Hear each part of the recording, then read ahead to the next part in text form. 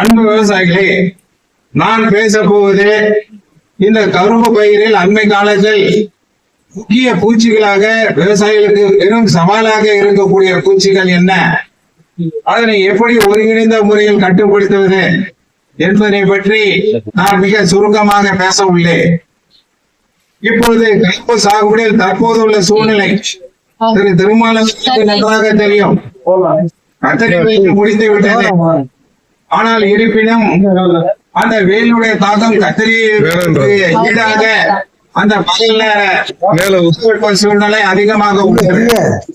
ஆக இதே மாதிரி சூழ்நிலையில் இந்த கரும்பு சாகுபடியில் இந்த இளங்குறைந்த புழுவுடைய தாக்கம் இப்பொழுதுள்ள மருதாம்பு பயிர் இருந்தாலும் சரி, நடவு பயிரில் இருந்தாலும் சரி, இந்த இளங்குறிஞ்ச புழுவுடைய தாக்கம் பரவலாக தென்படுகிறது. விவசாயிகளுக்கு உங்களுக்கு நன்றாக தெரியும், கடும் வெப்பத்தினால் இந்த இளங்குருத்து புழு நட்ட 1 மாதத்திலிருந்து 3 மாதம் வரை இதனுடைய தாக்கம் இருக்கும். அப்ப இதற்கு முன்னெச்சரிக்கையாக நாம் அவசியம் கரும்பு நட்ட 1 மாதத்திலிருந்து இந்த இனக்கவர்ச்சி பொறியினை நாம் 1 ஏக்கருக்கு 5 என்ற அளவில் நிறுவ வேண்டும். அன்பு தோழர்களே, இந்த இனக்கவர்ச்சி பொறியானது இளம் பொருத்து புழுவிற்கு நட்ட 1 மாதத்தில், அதாவது இளம் பொருத்து அந்த நடுப்புறத்து காய்ந்து இருக்குதோ இல்லையோ, நீங்கள் என்ன செய்ய வேண்டும் திரு ஆனந்த ஜோதி அவர்களே, திரு கரும்பு அளவுல துடிப்பான கரும்பு அளவுல நாகேந்திர பாண்டியன் அவர்களே, அந்த கரும்பு நட்ட 1 மாதத்திலேயே இந்த இனக்கவர்ச்சி பொறியினை 1 ஏக்கருக்கு 5 என்ற அளவில் நாம் நிறுவிவிட வேண்டும். இதன் மூலமாக நம்மளுக்கு என்ன நன்மை? இந்த இதில் இருக்கின்ற அந்த வெள்ளை குப்பி இருக்கின்றதே, அதான் முக்கியம். இந்த குப்பியில் நாம வைத்து 1 மாதத்திற்கு 1 முறை மாற்ற வேண்டும், அவ்வளவுதான். இதன் மூலமாக இந்த இளங்குருத்து புழுவினுடைய ஆனந்த பூச்சிகள் எல்லாம் கவர்ந்து இதில் அழிக்கப்பட்டு விடும். அப்ப இதனால் என்ன நன்மை ஐயா? உட்கார்ந்துல சொல்லுங்க ஐயா. ஆனந்த பூச்சிகள் எல்லாம் கவர்ந்து அழித்து விடுகின்றோம். ஆக நமக்கு இதனால் என்ன நன்மை? அன்பு வணங்குதலுக்குரிய விவசாயிகளே, சக்தி இல்லையே சிவம் இல்லை, சிவம் இல்லையே சக்தி இல்லை. ஆக ஆனந்த பூச்சிகள் இல்லை என்றால் பெண் அந்த பூச்சிகள் இன சேர்க்கைக்கு செய்ய முடியாது. அப்படியே இன சேர்க்கை செய்தாலும் திரு பிரபாகர் அவர்களே, அந்த முட்டைகள் எல்லாம் மலட்டு மூட்டைகளாக தான் இருக்குமே தவிர அதிலிருந்து புழுக்கள் வெளிவராது. இது எதற்காக முக்கியமான தொழில்நுட்பம் என்று சொல்கிறேன் என்றால், இந்த இளங்குருத்து புழுவினால் நமக்கு மகசூல் பெருமளவில் குறைய வாய்ப்புள்ளது. ஏன்? இந்த முழுவதுமாக தாக்கப்பட்ட அந்த புதை உங்களுக்கு நன்றாக தெரியும், முழுவதுமாக காய்ந்து விடும். அப்ப காய்ந்து விட்டால் உங்களுக்கு பயிரினுடைய எண்ணிக்கை குறையும். பயிர் எண்ணிக்கை குறையும் பொழுது கண்டிப்பாக மகசூலில் அதனுடைய இதை காட்டும். ஆகவே இதை நம்ம 1 மாதத்துல வச்சிருக்க வேண்டியதான் முன்னெச்சரிக்கை முறை. வருதா இல்லையா வச்சுட்டால் நமக்கு ஆதாயம். அடுத்தது முக்கியமானது, தண்ணீர் வசதி உள்ள வயலுக்கு குறைந்த அளவு இடைவெளியில் இந்த இளங்குருத்து புழுவுடைய தாக்குதலுக்கு கண்டிப்பாக வைக்க வேண்டும். அதாவது வழக்கமா நம்ம 10 நாளைக்குன்னா ஒரு 7 நாள் 6 நாள் அளவுல நம்ம தண்ணீர் பாய்ச்ச வேண்டும். இப்பொழுதெல்லாம் 4 அடி பார் தான் நம்ம செய்யறோம் இயந்திர அறுவடைக்கு.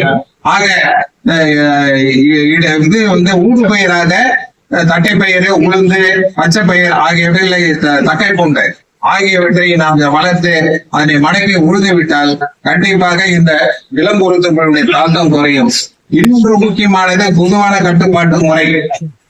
எந்த ஒரு பயிர் இருந்தாலும், நெல் இருந்தாலும் சரி, மல்லாட்டை இருந்தாலும் சரி, உளுந்து இருந்தாலும் சரி, பொதுவான பூச்சி கட்டுப்பாட்டு முறை என்னவென்றால் சூரிய சக்தியில் இலக்கு சீர்வைக்க வேண்டும். இது என்னுடைய தாழ்மையான வேண்டுகோள். அடுத்த விவசாயிகள், சூரிய சக்தியில் இயங்கும் விளக்கு பொறியானது மாலை 6 மணி முதல் இரவு 10 மணி வரை இயக்க வேண்டும். அப்பொழுது விவசாயி அன்பர்களோட சக்திவேல் அவர்கள் கேட்பார், ஐயா நான் 10 மணிக்கு எப்படி இருட்டில் போய் அந்த விளக்கு பொறியினை நான் நிறுத்துவது? அது நடைமுறை சிக்கல் உள்ளது. ஆனால் இந்த சூரிய சக்தியில் இயங்கும் விளக்கு பொறியில் அதிலே அந்த டைமர் இருக்கின்றது. 6 மணிக்கு ஒவ்வொரு நாளும் அதுவே செயல்பாடு இருக்கும், 10 மணிக்கு அதுவே நின்று. ஆக அது முக்கியமானது. இந்த சூரிய சக்தியில் இயங்கும் விளக்கு பொறியினை மாண்புமிகு தமிழ்நாடு முதலமைச்சர், மாண்புமிகு தமிழ்நாடு வேளாண்மை மற்றும் உழவர் நலத்துறை அமைச்சர் அவர்கள் மூலமாக அந்தந்த வட்டாரத்திற்கு ஒவ்வொரு ஆண்டும் வேளாண் பொறியியல் துறை மூலமாக விவசாயிகளுக்கு மானியமாக கிடைக்க வழிவகை செய்கின்றது. ஒன்று. அடுத்தது முக்கியமானது, இது காஸ்ட் நேரடியா விவசாயிகள் வாங்கினா 3000 ரூபாய் சார். அது மானியத்துல இப்ப கிடைக்கிற வேளாண் பொறியியல் துறை மூலமாக அது ஒரு குறிப்பிட்ட அளவு தான் ஒரு வட்டார நேரடியா அதை 3000 ரூபாய் சொல்லக்கூடிய விவசாயிகள் ஒரு வாட்டி நீங்க போட்டீங்கன்னா சார்ஜ் அதே ஏறிடும். பகல நீங்க எதுவுமே செய்ய தேவையில்ல. ஆனால் விவசாயிகள் ஐயா நான் 3000 ரூபாயில முதலீடு போட முடியாது, குறைந்த அளவிற்கு எப்படி செய்வது என்றால் அதற்கும் ஒரு வழி உண்டு. ஒரு கதவு மூடி இருந்தால் ஆயந்திர பாண்டியர் இன்னொரு கதவு திறந்தது. ஆக 10 லிட்டர் பிளாஸ்டிக் பக்கெட் திருமால் அவர்களே, அதுல 5 லிட்டர் தண்ணி, நம்ம எல்இடி பல்பு 100 வாட்ஸ் பல்பு அதுல ஒரு காய்ச்சி குச்சி நடுவுல கட்டி அந்த தண்ணிக்கு மேல தொங்க விட்டுனா போதும். இதுக்கு என்னன்னா 6 மணிக்கு போய் ஆன் பண்ணனா 10 மணிக்கு 8 மணிக்கு தான் வேலை. இது குறைந்த அளவு செலவு. இதுல பாத்தீங்கன்னா இந்த அந்து பூச்சிகள் இதுல எப்படின்னா இந்த ஆண் பெண் அந்து பூச்சிகள் ரெண்டுமே உழுந்துரும் இந்த விளக்கு பொறியில. அதான் நம்மளுக்கு மிக பலம். இது எல்லா பயிர்களும் நீங்க அவசியம் செய்யலாம். ஆனால் இந்த இனக்கவர்ச்சி பொறி குறிப்பிட்ட பூச்சிகள் மட்டும்தான் கண்டுபிடிக்கப்பட்டுள்ளது. அப்ப குருத்து பூச்சிக்கு இந்த இனக்கவர்ச்சி பொறி வைக்கும் பொழுது ஆனந்த பூச்சிகள் மட்டும்தான் சாவு. இதே இடைக்கண பொறுப்பு அதேதான். இப்ப கரும்பு நட்ட 4 மாதத்திலிருந்து இந்த இடைக்கணுக்களுடைய தாக்கம் இருக்கும். 4 மாதத்துக்குள்ள எப்ப கணுக்கள் வருதோ அப்பயே இந்த இடைக்கணுக்களுடைய தாக்கம் இருக்கும்போது இடைக்கணுக்களில் துவாரங்கள். இன்னொன்று முக்கியமான அறிகுறி என்ன திரு ஆனந்த ஜோதி அவர்களே, கரும்பு அளவுல என்ன முக்கியமான அறிகுறி இடைக்கணுக்களுக்கு?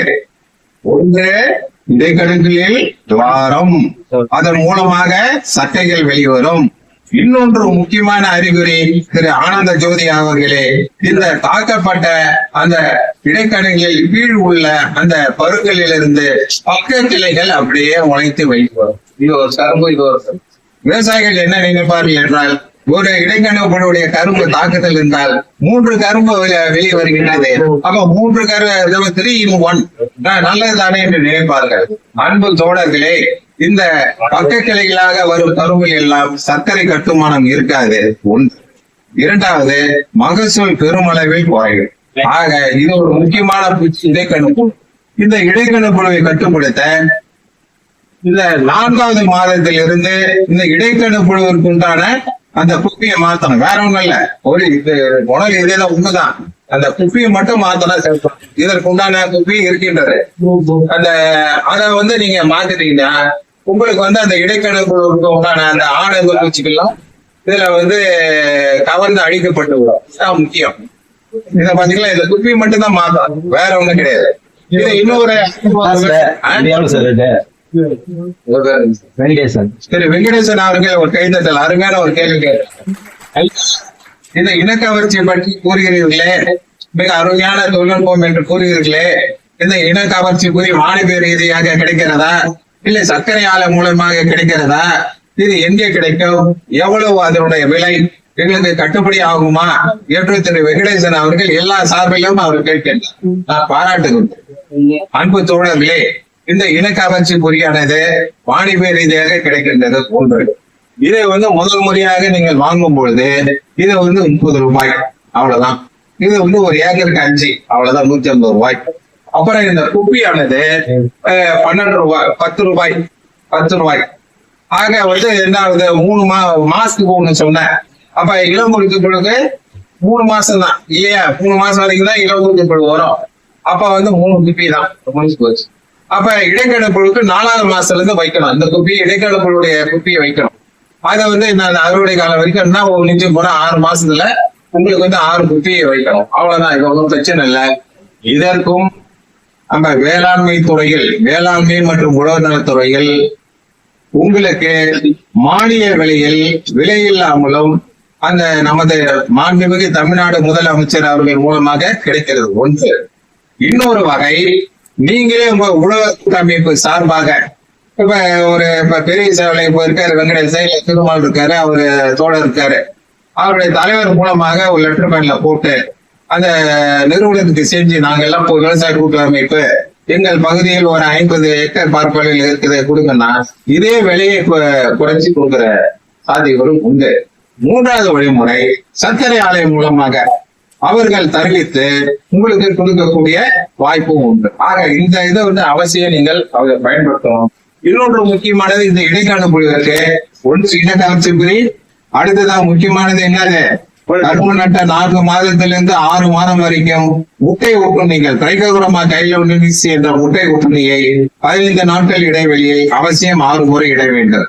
அடுத்தது திரு வெங்கடேசன் அவர்கள் கேள்வி கேட்பார், ஆனால் இருந்தாலும் தயக்கமா இருக்க இந்த முட்டை ஊட்டுண்ணி எப்படி கிடைக்கும், எங்கே கிடைக்கும், எப்படி வாங்குவது, அதை அந்த முட்டை ஊட்டுண்ணியை தமிழ்நாடு வேளாண்மை பல்கலைக்கழகம் கோயம்புத்தூரில் தான் நாங்கள் தருவி கொடுக்க வேண்டும். அது நேரடியாக நீங்கள் சர்க்கரை ஆலை மூலியமாகவும் செய்யலாம். இல்லது தமிழ்நாடு வேளாண்மை பல்கலைக்கழகம் ஒரு அருமையான சேவையை செய்கிறது. நமது மரியாதைக்குரிய மாவட்ட வருவாய் அலுவலருக்கு நான் இந்த தகவலை தெரிவித்துக் கொள்கிறேன்.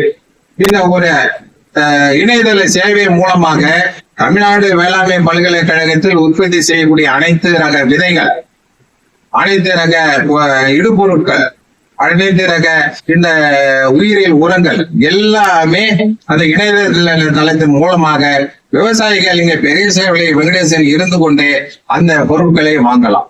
அப்ப இணையதள முகவரியை குறித்து கொள்ளுங்கள் அன்பு வணக்கத்திற்குரிய விவசாயிகளே, அன்பு களப்பணியாளர்களே. www.3w போனோம் www.tnau எல்லாமே சின்ன லெட்டர் தான். TNAU agri AGRI agri CARC www.tnau agri அவ்வளவுதான். இது தமிழ்லயே இருக்கு, இங்கிலீஷ்லயே வரும். நீங்க போனீங்கன்னா இதெல்லாம் எளிய முறை, எல்லாமே ஆண்ட்ராய்ட் செல்லு தான் வச்சிருக்கீங்க. அதுல போட்டுட்டீங்கன்னா உங்க வீட்டுக்கே பார்சல்ல வரும். நீங்க எங்க போய் சார் நான் கோயம்புத்தூர் போகணுமா, ஒட்டுமணி வாங்க நான் கோயம்புத்தூர் போகணுமா, இல்ல கரும்பு பூஸ்டர் வாங்க நான் கோயம்புத்தூருக்கு 600 ரூபாய் செலவு, அருள் ஏதோ ஒரு கை தூக்குறாரு, அதை எடுத்து போகணுமான்றது அது கிடையாது. ஒரு தகவல். அடுத்தது முக்கியமானது, கரும்பு நட்ட 5 மற்றும் 7 மாதங்களில் சோலையை முறையாக உரிக்க வேண்டாம். இதுக்கு இந்த இடைப்பிணப்புகளுடைய தாக்குதலை கட்டுப்படுத்த. ஆக இது 2 முக்கியமானது. அடுத்தது மிக பிரதானமாக இருப்பது, நமக்கு பெரும் சவாலாக இருப்பது, குறிப்பாக கடலூர் மாவட்டம், விழுப்புரம் மாவட்டம், கள்ளக்குறிச்சி மாவட்டம், அரியலூர் மாவட்டம், பெரம்பலூர் மாவட்டம், இந்த முக்கியமான மாவட்டங்களில் பெரும் சவாலாக இருப்பது, நமது மரியாதைக்குரிய மாவட்ட வருவாய் அலுவலர் கவலைப்படுவது என்ன பூச்சி என்றால் இந்த குருத்து மாவு பூச்சி. அன்பு தோழர்களை பார்த்தீர்களா? இந்த குருத்து பகுதியில் இந்த நடுகுருத்தில் இந்த வெள்ளையாக நம்மளுக்கு கண்ணுக்கு தெரியாது. நம்ம வழக்கமாக அப்படியே பார்த்து கொண்டு இருப்போம். அது நன்றாக இருக்கிறது, இல்ல மஞ்சள் நிறமாக இருக்கிறது, அது தடைச்சத்து பற்றாக்குறையா இருக்கலாம் என்று ஒரு மூட்டை நம்ம யூரியா போடலாம் என்று நினைத்துக் கொண்டிருக்கிறேன். ஆக இந்த குருத்து பகுதியில் இதே மாதிரி நடு குருத்து பகுதியில் இருக்கும். இன்னும் வழக்கமான உங்களுக்கு தெரிஞ்சிருக்கும். அதாவது என்னது, இந்த இந்த இடைக்கால பகுதியில மாவு பூச்சி இருக்கு. அது உங்களுக்கு வழக்கமான இருக்குது பாத்தீங்களா? இந்த இடைக்கால பகுதியில மாவு பூச்சி இருக்கு. அது வழக்கமா வர இது வேற மாவு பூச்சினா, இது இந்த குருத்துல வர்றது வேற மாவு பூச்சி. இதை தெரிஞ்சுக்கணும். எப்ப இது என்னது நம்மளுக்கு பிரச்சனை, ஆண்டாண்டு காலமாக இந்த இடைக்கணுவுல இந்த மாவு பூச்சி இருக்குது இல்லையா? அது என்ன எப்படி சோளம் உரிக்கும் போது இதுக்கு மருந்து தேவையில்லை. ஆனால் இந்த குருத்து மாவு பூச்சியானது இந்த நடு குருத்துல இருக்கு, உங்களுக்கு உள்ளார சேதாரத்தை ஏற்படும். சரி ஐயா, இதை நான் எப்படி மிக எளிதாக கண்டுபிடிப்பது? ஒரு ஏக்கர்ல நான் 5000 10,000 செடி இருக்குதுன்னா ஒரு நடு குருத்துல போய் நான் பொழந்து பார்த்துருந்தா எவ்வளவு நேரம் ஆகும்? நான் மருத்துவமனையில நான் சேர வேண்டிய சூழ்நிலை. அன்பு தோழர்களே, மிக எளிய முறை என்னன்னு கேட்டால், நீங்கள் கண்காணிப்பு என்றது மிக முக்கியமானது. பூச்சி நோய் தாக்குதலில் நம்ம பயிர் சாகுபடி செய்யும் பொழுது முக்கியமான ஒரு என்ன இருந்தால் கண்காணிப்பு. எந்த இதுலயும் ஒரு கண்காணிப்பு முக்கியம். ஒரு சர்க்கரை ஆலையில் மரியாதைக்குரிய மாவட்ட வருவாய் அலுவலர்கள் கண்காணிப்பில் சரியாக இயங்குகிறதுனா அது முக்கியம். அதே மாதிரி நம்ம பயிர் சாகுபடியிலையும் நான் எதை நட்டு விட்டேன் அப்படியே விட்டுட்டோம்னா கண்காணிப்பு சுத்தி வரும்பொழுது உங்களுக்கு எங்க அந்த கரும்பு கட்டெரும்பு நடமாட்டம் இருக்கின்றதோ அது நடுக்குறுதுல கட்டெரும்பு நடமாட்டம் கண்டிப்பாக இருக்கும். சாறு உறிஞ்சி பூச்சிகள் இருக்கும் பொழுது அந்த கருப்பு கட்டெரும்பு நடமாட்டம் கண்டிப்பா. இதை கூட இப்ப நம்ம கரும்பல்ல வரும்போது சார் எப்படி சார் கண்டுபிடிச்சீங்க, பச்சையா தானே சார் இருக்குது, நீங்க எப்படி எடுத்தீங்க, டக்குன்னு எடுத்து அதுல குருத்து மாவு பூச்சி இருக்குது அப்படின்னு சொல்லும் போது கட்டெரும்புகள் நடமாட்டம். எனவே அது ஒரு முக்கியமான ஒரு எறும்பு காரணி. நம்மளுக்கு பூச்சி தாக்குதலுடைய இது முன்னெச்சரிக்கையாவே நம்மளுக்கு தெரியப்படும். ஆக அதே மாதிரி இருக்கும் பொழுது இந்த குருத்து மாவு பூச்சிக்கு கட்டுப்பாடு என்னவென்றால், இன்னொன்று முக்கியமானது, ஒரு ஏக்கர் பரப்பளவில் ஒரு புதையில், அந்த ஒரு புதையில் ஒரு 6 தூர்கள் இருக்கின்றால் ஒரு தூரில் இந்த குருத்து மாவு பூச்சி இல்ல பொக்கப்பை நோய் தாக்குதல் இருந்தால் உடனே பூச்சி நோய் கட்டுப்பாட்டு முறைகளை ஆரம்பித்து விட வேண்டும். ஐயா இங்க ஒண்ணுதான் இருக்குது, ஒன்றும் பிரச்சனை இல்லை, ஓரங்கள் தான் இருக்குது அப்படின்னு தயவு செய்து இந்த குருத்து மாவு பூச்சிக்கு பொக்கப்பை நீங்கள் அலட்சியமாக இருந்து விட வேண்டாம் அன்பு தோழர்களே. ஆக முதலில் எந்த புதையில் இதே மாதிரி பார்க்கின்ற ஆரம்பத்திலே அதை உடனே அதை வெட்டி பக்கத்து புள்ளியில் போடாமல் ஒரே ஒரு வட்டி குச்சி வச்சு வெட்டி கூட்டி விட வேண்டும். ஒன்று. இரண்டாவது, உங்களுக்கு முக்கியமாக ஆரம்ப காலமாக இந்த தூண்டல் மாவு பொக்கப்பைக்கு நடவு பயிர் இருந்தால் அவசியம் விதைக்கரணை நிறுத்தி அவசியம் செய்ய வேண்டும். விதைக்கரணை நிறுத்திக்கு ஒரு 100 லிட்டர் தண்ணீருக்கு இம்டாக்ளோர்பிட் 70 WS என்ற பூச்சிக்கொல்லி மருந்தினை 100 லிட்டர் தண்ணீருக்கு 100 மில்லி என்ற அளவிலும், அதனுடன் புரப்பிகோனோசோல் 25 EC என்ற பூஞ்சான பொய்யினை 100 லிட்டர் தண்ணீருக்கு 100 மில்லி என்ற அளவில் எல்லாம் கலந்து 20 நிமிடம் நன்றாக ஊற வைத்து அதற்கு அப்புறம் நாம் நடுவது மிக சிறப்பு. இது முக்கியம், அவசியம் செய்யணும். இப்ப எல்லாம் விதைக்கண்ணை நேர்த்தியுடைய இயந்திரமே விட்டது. அது இருந்தால் இது நமது சர்க்கரை ஆலையிலும் உண்டு. அப்ப அந்த விதைக்கரணை நேர்த்தி இயந்திரம் மூலமாக நம்ம செய்யும் பொழுது இன்னும் சிறப்பாக இருக்கும். அது இல்லாத பட்சத்தில் நீங்கள் அந்த ட்ரம் போட்டு 50 லிட்டர் 100 லிட்டர் ட்ரம்ல போட்டு விதைக்கண்ணை நேர்த்தி செய்ய வேண்டும். எதற்கு? இந்த பூச்சிகள் நோய்கள் வருமுன் காக்கும் முறை இந்த பொக்கப்போய் குருத்து மாவு பூச்சி கொள்ளும். அடுத்தது முக்கியமானது, நுண்ணூட்டங்கள் அவசியம் கொடுக்க. திரு வெங்கடேசன் அவர்கள், ஐயா உங்க பேருங்க? திரு ராஜா எனக்கு மறந்து விட்டது, மன்னிக்கவும். அவர் முன்னோடிய விவசாயி, பரிச்சயமானவர் தான். திரு ராஜா அவர்களே, பொதுவாக மனிதர்களுக்கு இந்த விலங்குகளுக்கு நோய் எப்போது வருகிறது? ஒரு எதிர்ப்பு சக்தி இல்லாமையா அந்த காலகட்டங்களில் அந்த நோயினுடைய தாக்கம் அப்படியே தென்படுகிறது இல்லையா? அதே மாதிரிதான் பயிர்களுக்கு அது தேவையான நுண்ணூட்ட சத்துக்கள் இல்லாத பட்சத்தில் இந்த குருத்து மாவு பூச்சி இந்த பொக்கப்போயினுடைய தாக்கம் மிக எளிதாக ஆக்குகின்றது. இதை தயவு செய்து மனதில் ஏற்றுக்கொள்ளுங்கள் அன்பு தோழர்களே. ஆக இதற்கு இந்த நான் ஏற்கனவே விதைக்கண்ணை சொன்னேன் இல்லையா, பொக்கப்போய்க்கு அடுத்தது இந்த கரும்பு பூஸ்டர்.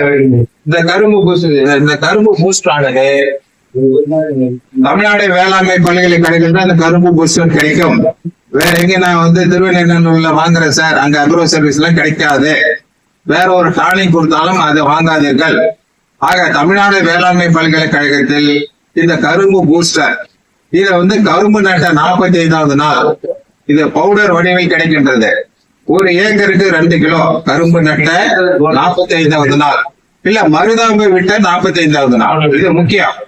நீங்க நடவு கரும்பிலாம் மருதாம்பு கரும்பிலாம் மருதாம்பு விட்ட 45வது நாள், கரும்பு நடவு கரும்பில் கரும்பு நட்ட 45வது நாள், ஒரு ஏக்கருக்கு 2 கிலோ. அடுத்ததாக திரு வெங்கடேசன் அவர்களே, அடுத்ததாக முக்கியமானது 60வது நாள், கரும்பு நட்ட 60வது நாள் 2வது முறை, அதுக்கு 2 கிலோ. 3வது தெளிப்பு கரும்பு நட்ட 75வது நாள், அதுக்கு 2 கிலோ ஒரு ஏக்கர். இது முக்கியம். 3 வழியாக இலை வழி தெளிப்பாக தெளிக்க வேண்டும். இது மண்ணில போடக்கூடாது, இலை வழி தெளிப்பு தான். ஆக இத நம்ம ஆளில்லா வானூர்தி ட்ரோன் மூலியமாக நம்ம தெளிக்கலாம். அது ஒண்ணும் பிரச்சனை இல்லை. அவசியம் இந்த குருத்து மாவு வச்சு பொக்கப்போய்க்கு இது அவசியம் தெளிக்க வேண்டும்.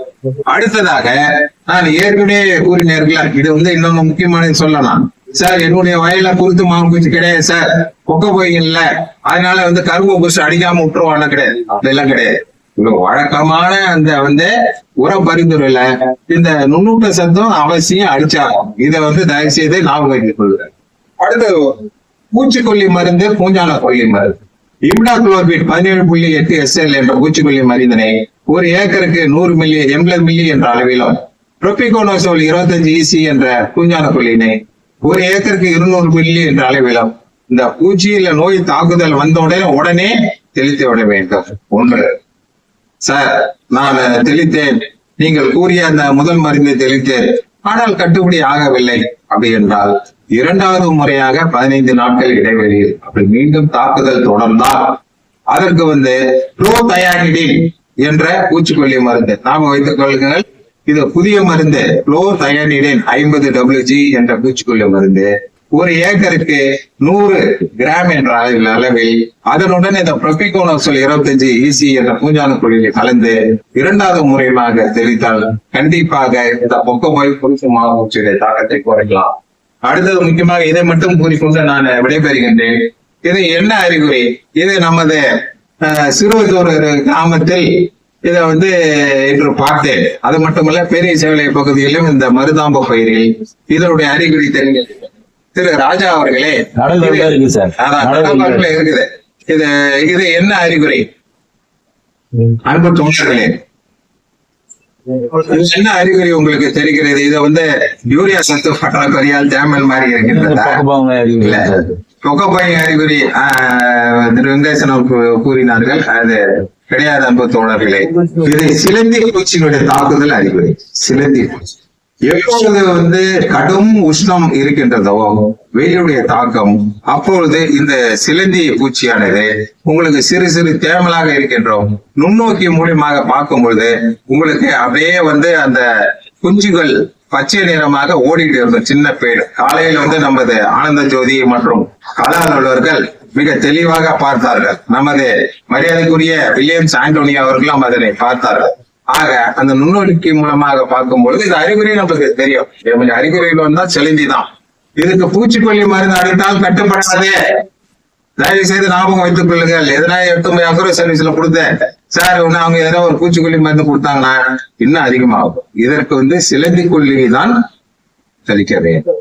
அப்ப சிலந்தி கொல்லி என்னவென்றால் நனையும் கந்தகம். நனையும் கந்தகமானது 80 WP என்ற நனையும் கந்தகம் 1 லிட்டர் தண்ணீருக்கு உங்களுக்கு 4 கிராம் என்ற அளவில் தெளிக்கலாம். அல்லது பென்பைராக்சிமேட் என்ற சிலந்தி கொல்லி, பென்பைராக்சிமேட் என்ற சிலந்தி கொல்லி 5 SC, இது ஒரு மருந்து. இந்த மருந்தினை 1 லிட்டர் தண்ணீருக்கு 1 மில்லி என்ற அளவில் ஒட்டுந்திரம் கலந்து தெளித்தால் இந்த சிலந்தி பூச்சினை கட்டுப்படுத்தும். இன்னொன்று முக்கியமான தகவல், இது ஆரம்பத்துல எடுத்தோம்னா 1 ஏக்கர் முழுவதுமா பரவாயில்ல, ஓடோரமா நிழல் பாங்கான இடத்துல தான் இதனுடைய அறிகுறி வரும். ஆரம்பத்திலே இதை இந்த அறிகுறியை பார்த்தோம்னா 1-2 இடத்துல சோலையை உச்சிருந்தான் தாக்கப்பட்ட சோலை. இப்ப ராஜா உரிக்கிறாருன்னா திருமால் குழியில அப்படியே தீ போட்டு இதே